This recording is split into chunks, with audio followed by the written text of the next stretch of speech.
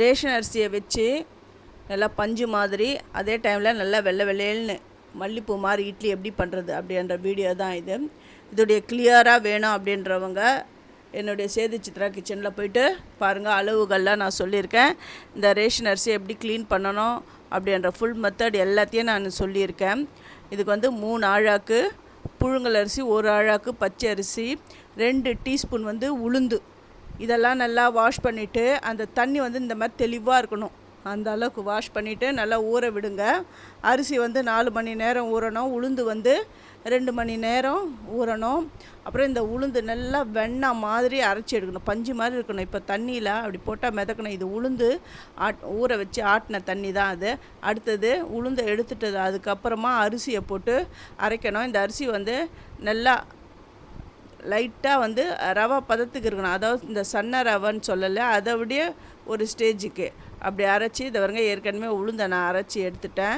ரெண்டாவது இந்த அரிசியும் ஆட்டி எடுத்தாச்சு. எடுத்து ரெண்டுத்தையும் ஒன்றா மிக்ஸ் பண்ணணும். உப்பு தேவையான அளவு உப்பு போட்டு மிக்ஸ் பண்ணணும். ஏன் உளுந்தை ஃபஸ்ட்டு நம்ம முதல்லையே ஆட்டிடுறோம் அப்படின்னா சூடாகாமல் இருக்கும்.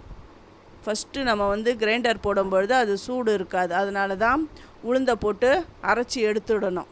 அதுக்கப்புறம் அரிசியை போடணும். இது ரெண்டாக மிக்ஸ் பண்ணி 8 மணி நேரம் புளிக்க விடணும். அதாவது ஒரு நைட் ஃபுல்லாக அப்படியே விட்டுடணும். மறாவது நாள் காலையில் பாருங்கள் எப்படி ஃபர்மெண்ட் ஆகிடுதுன்னு பாருங்கள்.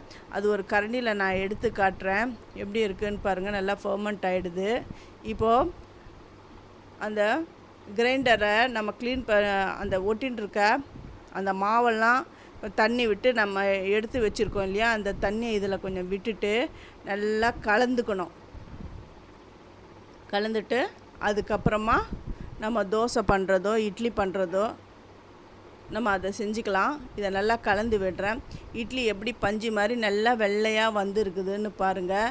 அந்த சில பேர் ரேஷனில் இது பிசு பிசுன்னு இருக்குது, வாசனை வருது, கலர் எல்லோயிஷாக இருக்குது அப்படின்லாம் சொல்கிறாங்க. அப்படிலாம் கிடையவே கிடையாது. ரொம்ப நல்லா வரும். நம்ம செய்கிற மெத்தட் பிரகாரம் பண்ணிங்கன்னா இட்லி நல்லா ஃப்ளஃபியாக நல்லா மல்லிப்பூ மாதிரி வரும். பாருங்கள் அந்த இட்லி மாவு என்ன வெள்ளையாக இருக்குதுன்னு பாருங்கள். பஞ்சு மாதிரி மல்லிப்பூ இட்லி ரெடி ஆகிடுது. நீங்கள் துணி வச்சு அவிக்கிறவங்க அப்படி அவிச்சிக்கோங்க. இல்லை நான் எண்ணெய் விட்டு அவிக்க போகிறேனாலும் எண்ணெயும் அந்த இட்லி குழியில் சேர்த்து அரைங்க. எவ்வளோ சாஃப்டாக இருக்குது. இதை புட்டு காட்டுறேன்.